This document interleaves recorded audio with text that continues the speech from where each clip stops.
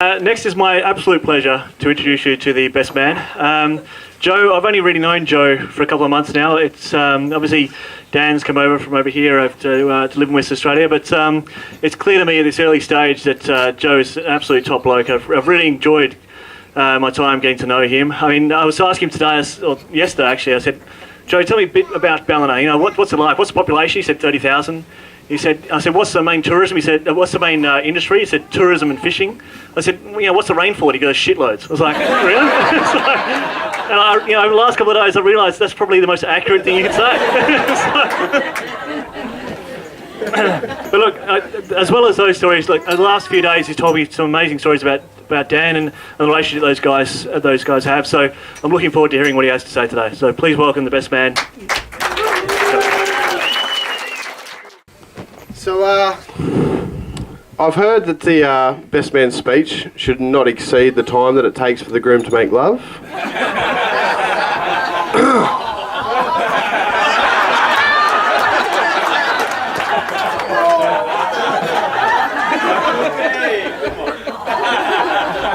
In all seriousness though, I'm sure they're going to get a lot of mentions tonight, but I would like to make a lot of a notable mention to Steve and Jan for doing such an incredible job, and Michael and Louise.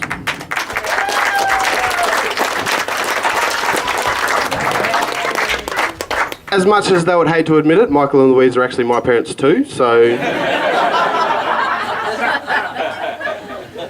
And another special mention to Kate. Excellent job doing a maid of honour today.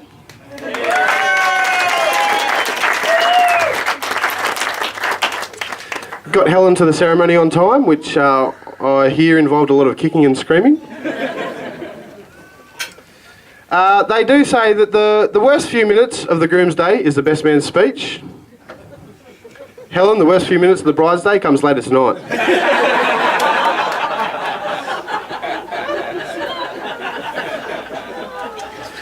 For those who don't know me, my name is Joe. My full name is Joe, can I buy you a beer? If the tab runs out tonight, I'd expect you to use my full name tonight. I guess the first thing on everybody's lips, well, the ladies' lips, is he single? Remarkably, yes. Just shoot the applications down the front, ladies. I'll assess them later. Now, according to Google, I'm supposed to compliment the bridesmaids.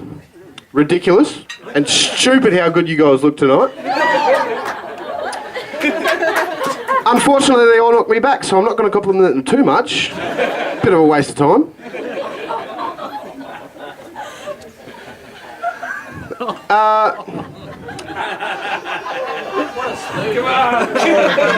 Being Dan's little brother, I've known him all my life.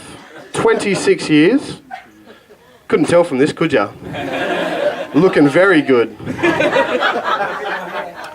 But during my research, I did find that it is tradition to run through Dan's previous relationships and dish the dirt. But I do find that such macho male posturing is quite vulgar and offensive to the bride. Suffice to say, Dan, number 75, it's your lucky number.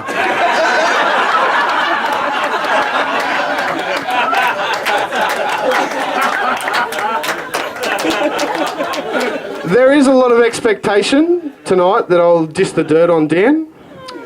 Unfortunately, a lot of these stories involve me. So I'm not going into too much detail, lest it ruins my impeccable reputation. Or ruins the chances with the ladies tonight. I'll try not to embarrass you too much, Kazza. You're quite capable of doing that yourself. For those who don't know, Dan's nickname, Kazza. Yep. Has a very harmless backstory. Kazza has been used by Mum and Dad to talk to Dan. Very harmless backstory is when he used to take carrot sticks to school, all the way up to year 12. Quite different to the story he told Helen, which is where he said that it was a name that he got from his reputation with the ladies, and it was shortened from Casanova.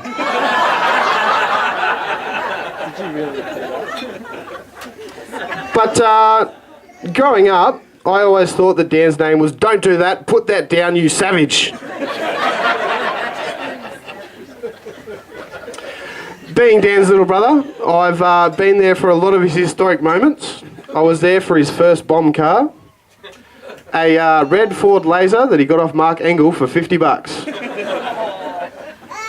Probably the worst investment ever made. We actually got a claw hammer, punched holes in the hood, for speed holes we called them, make it look badass and dangerous. I'll tell you what though, it was bloody dangerous. The brakes didn't work. You actually had to use the handbrake to slow down. The exhaust leaked into the cabin, so you couldn't have the windows up and you couldn't stay stationary for too long. Which ruined his chances with the ladies because they always thought he was high all the time. I was there for his first job. Well, his first real job. Slave labour at the printery doesn't count, Dad. He was working in the fruit and veg department at a supermarket. Not surprising he struggled with the ladies again, especially when his small talk consisted of telling the girls how big his zucchini was.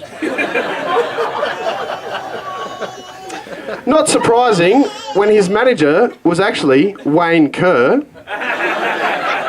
Not a word of a lie, that's his actual name. Mum will tell you the story. I was there when he got into his first fight. His first brawl. Disgusting. It was when he was 7 years old. Beat up this poor innocent kid. Beat him to a pulp. Made him cry. That's when I learnt, don't play with his Lego.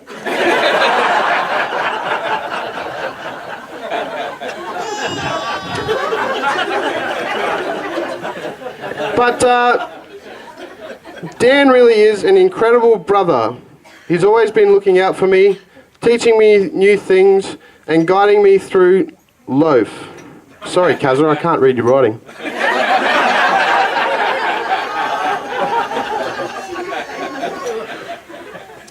But being me and Dan, we've been through a lot together. A lot of VB, a lot of tuies, and a lot of port. Which reminds me, Dad, you were hopeless at hiding the liquor cabinet key. But I do remember when Dan was first telling me about Helen. And I knew that she was someone special.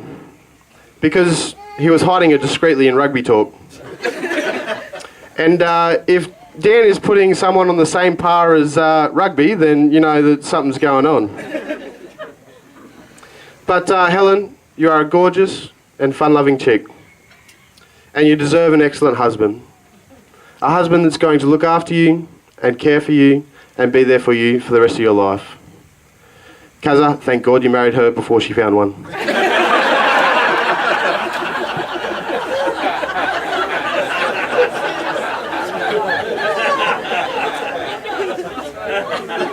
You're getting married too. But Helen, you look stunning. An absolute vision.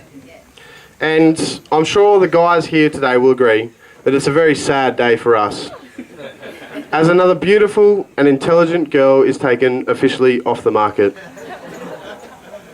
But I must say that I'm sure all the girls in here will agree when I say that today is just another day.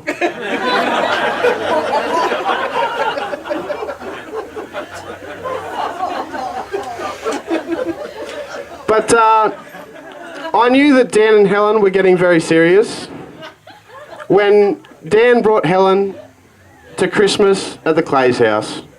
It's kind of a big deal. And I was actually quite surprised at how open and honest Helen really was. I could really see how into Helen Dan was. It was kind of like a new door opening for our whole family. And at the ceremony today, I thought about Steve and Jan. How this must seem like deja vu to you. It was only 27 odd years ago that you were putting Helen to bed with a dummy. Now it's happening all over again.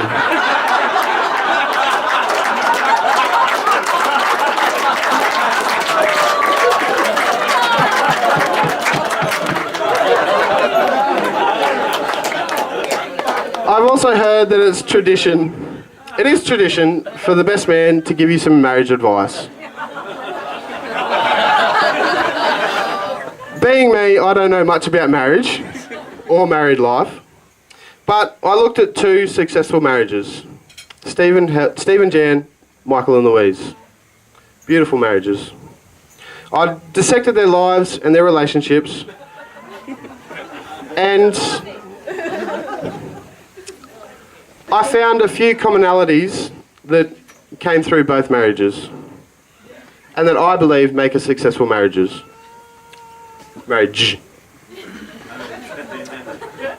First of all, make more money. It couldn't hurt, and Helen is bloody expensive.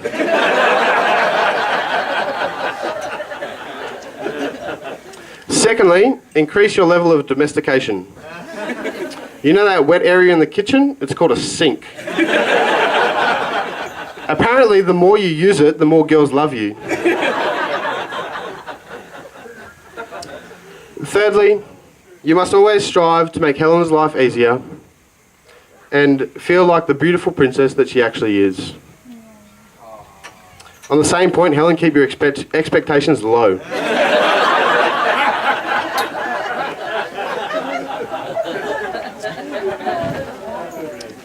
Only 2 more pages left. I had a novel.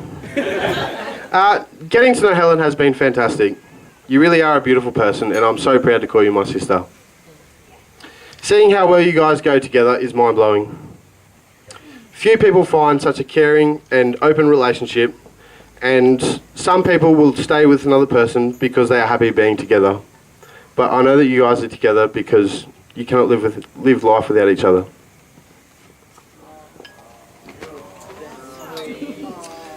Ladies and gentlemen, charge your glasses. Dan and Helen are the most generous people you will ever meet. They know how to get a party going, and anyone who meets them are instantly captivated by them. Dan, you are not only a great brother,